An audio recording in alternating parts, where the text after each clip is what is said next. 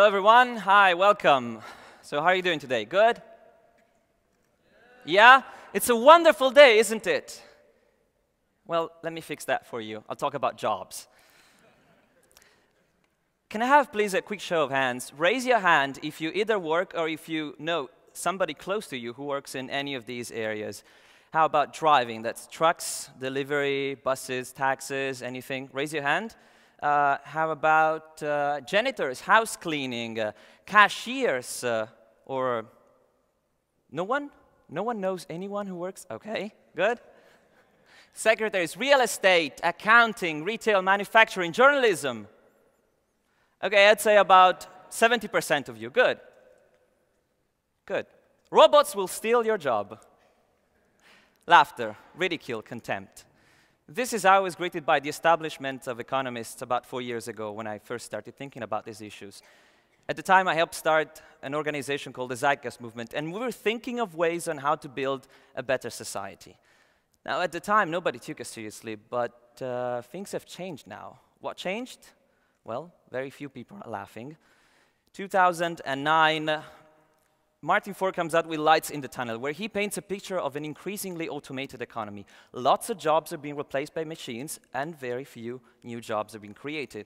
2011, two MIT economists, they have pretty much the same thesis. So let's look at the evidence for this, shall we? Kodak, the once undisputed giant of the photography industry, they had a 90% market share in the US in 1976. By the year 1984, they were employing 145,000 people, and in 2012, they had a net worth of negative $1 billion when they went bankrupt. Why? Because they failed to predict the importance of exponential trends when it comes to technology. On the other hand, Instagram, a digital photography company, the same year, 2012, they had 13 employees, and they were sold to Facebook for $1 billion. Now, this is kind of ironic because Kodak pioneered digital photography. They actually invented the first digital camera when they came out in 1975 with the 0.01 megapixel digital camera. But they thought it was a toy and didn't pay attention. So that's what happens with exponentials. We don't pay attention. So let's play a little game with you. Let's be more interactive. It's called 30 steps. Now imagine I take 30 steps linearly. That's 1, 2, 3. Where do I get if I get to 30? About the end of the stage right there. OK. How about if I take 30 steps exponentially? 2, 4, 8, 16. Where do I get? Where? Outside? Actually, I get to the moon. By the way, this is not to scale. The moon is much farther away. And back. And I still have enough steps to circle the Earth 8 times over. That's what exponential means. How do I know this? I just asked the Wolfram Alpha. Now, Foxconn, the world's largest manufacturer of electronic components, they make pretty much anything. So if you've got something on your lap or on your pocket that makes noises and it's blinking and bright and probably it's tweeting right now, they made it. Not just Apple, they make anything. It's a multinational corporation worth $100 billion, which employs 1.2 million people. What are they doing? They're automating, of course. In fact, they're about to deploy an army of 1 million robots to cut rising labor expenses and improve efficiency. Canon is doing the same, going fully automated very soon. Lots of other companies are following. Now, what if Walmart follows? Biggest multinational corporation in the world employs 2.1 million people. What if they automate? Well, they can't, right? They don't have the technology to do that. Oh, it most certainly do. Amazon knows this very well. So, this is a graph made by a fellow author, Andrew McAfee from MIT. We pretty much agree on the analysis. As you can see, profits, investments, they're all going up and up and up for corporate investments and multinational corporations. But the red line, which is the employment to population ratio, is going down and down and down. And we both agree that when it comes to automation, we ain't seen nothing yet. This is the Google autonomous car. You know, the futuristic car that drives itself without a human driver? Yeah. By the way, it's as cool as it sounds. I was inside. This is me at NASA a few months ago. And it's a pretty neat piece of technology. They have all sorts of sensors and lasers and GPS and machine learning algorithms. It drives itself. It's safer, better than any human driver. Doesn't get tired, follow every street rule, never crashes, never breaks any rule whatsoever. Basically, it just works, and it's better than humans. Problem is, 3.6 million people in the United States alone work driving. I mean, they drive for a living. That's 2.6% of the population. Austria and Europe, they have very similar numbers. I think these people might be affected by this kind of technology, don't you? So accounting, retail, manufacturing, translations, no one is safe. Journalism, as the Wall Street Journal puts it, software is eating the world. So, what do? Should we despair? How about putting taxes on technology? Or impose more regulation? Or maybe do some education reforms? Basically find any clever ways to get everyone a damn job. That's what these guys are proposing. That's what their presidential campaign is all about. And it sounds reasonable enough. After all, famously said by Voltaire, is the sentence, work saves us from three great evils: boredom, vice, and need. He said that in 1759. But is that really the case? Today, in this society, I think we might be missing a big opportunity. It was Confucius who said that if you choose a job you love, you never have to work a day in your life. Brilliant. I agree. Problem, getting a job you love, one that is fulfilling, and that allows you to follow your moral code today, I don't know about you, but it's pretty damn hard. In fact, according to the Luat Shift Index, as much as 80% of the people hate their job. 80%. That's 4 out of 5 spending most of their useful lifetime doing something they don't particularly enjoy. Now, in 2012, with this kind of technology at our fingertips, guys, but doesn't that make you a little mad? A little bit? And so we are in a kind of a work paradox, because we work long and hard hours on jobs we hate, to buy things we don't need, to impress people we don't like. Genius.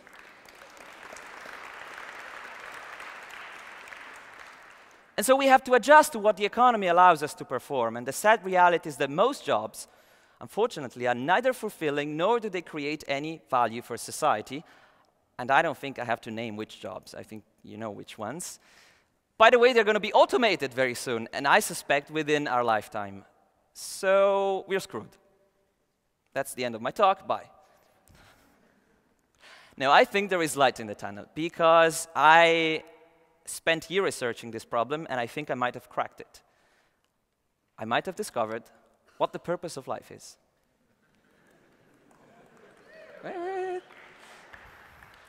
And I'm going to give it to you right now, TedxVienna.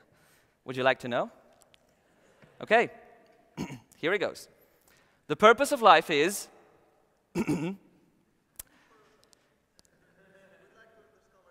to have robots steal your job. All right, let's be serious. I suppose I don't know my purpose, let alone your purpose or that of anyone else, but I'm pretty sure what the purpose of life is not. And the purpose of life cannot be to work, produce, and consume more and more and more. So here is a radical idea.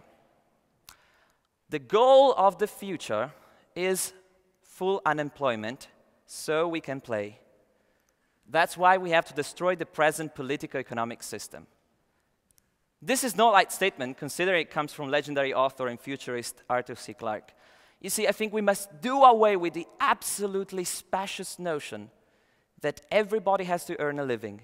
It is a fact today that 1 in 10,000 can create the technological breakthrough capable of supporting all the rest. And so the youth of today are absolutely right in recognizing this nonsense of earning a living.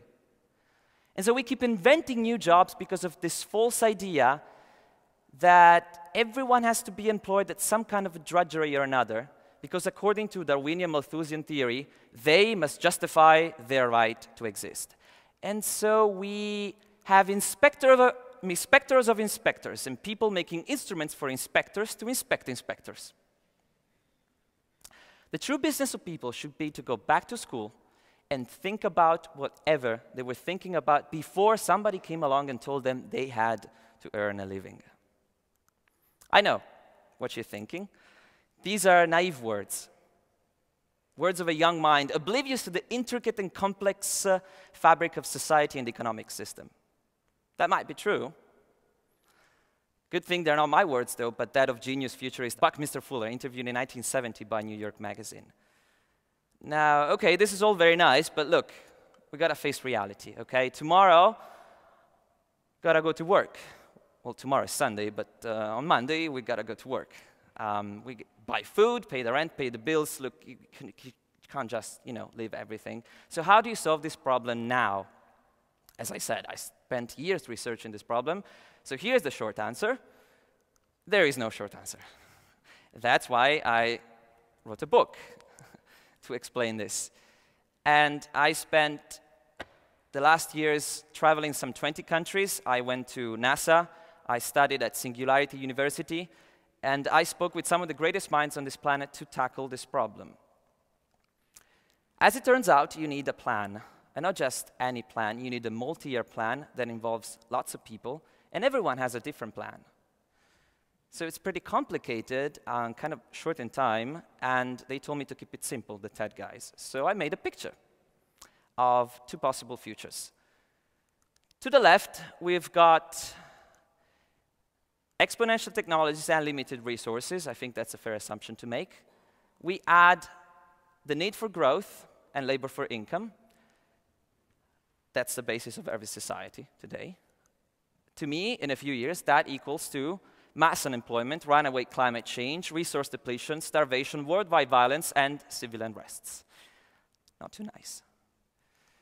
To the right, we still have exponential technologies and limited resources. We can't really change that unless we obliterate the human race or break the laws of physics. But what we can change is our attitude, our goals, and our purpose.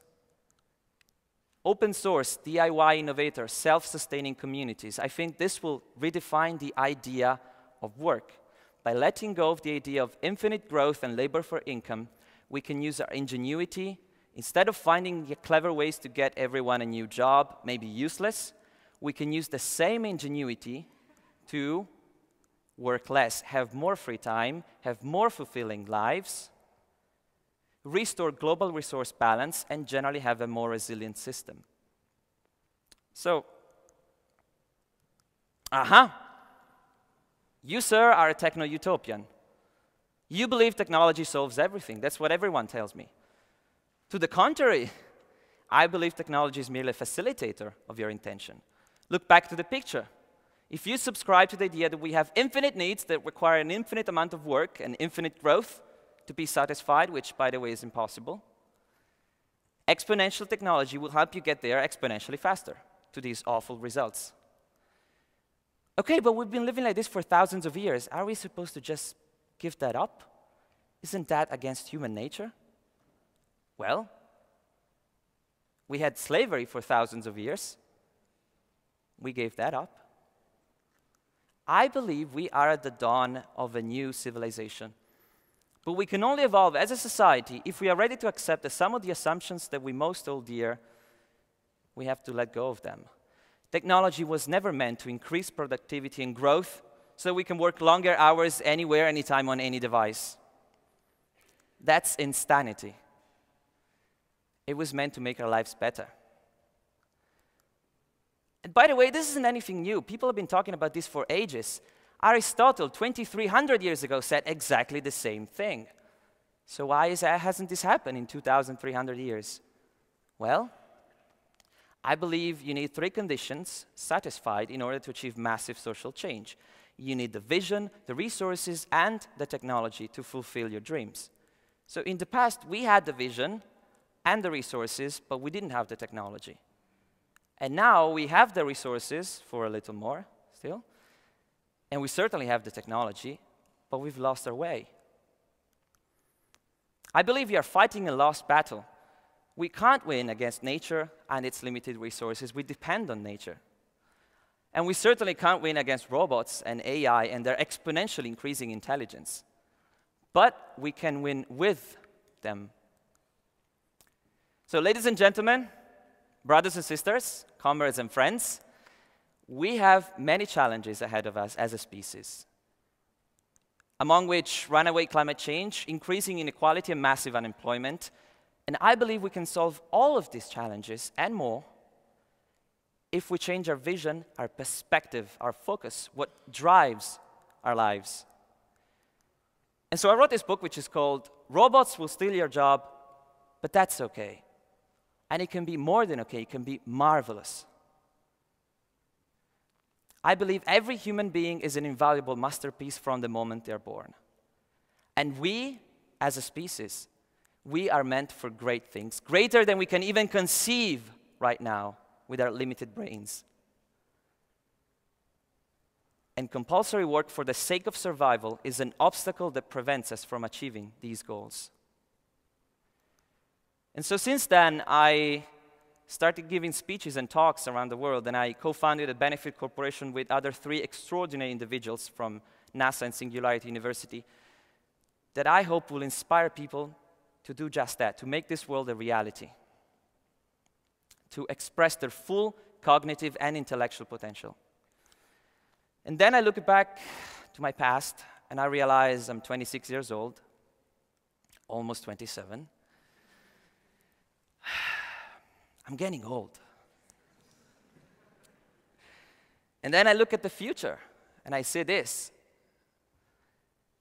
And I would really love to create a future that I can be proud of. To create a future where one day my kids will grow in. Thank you very much.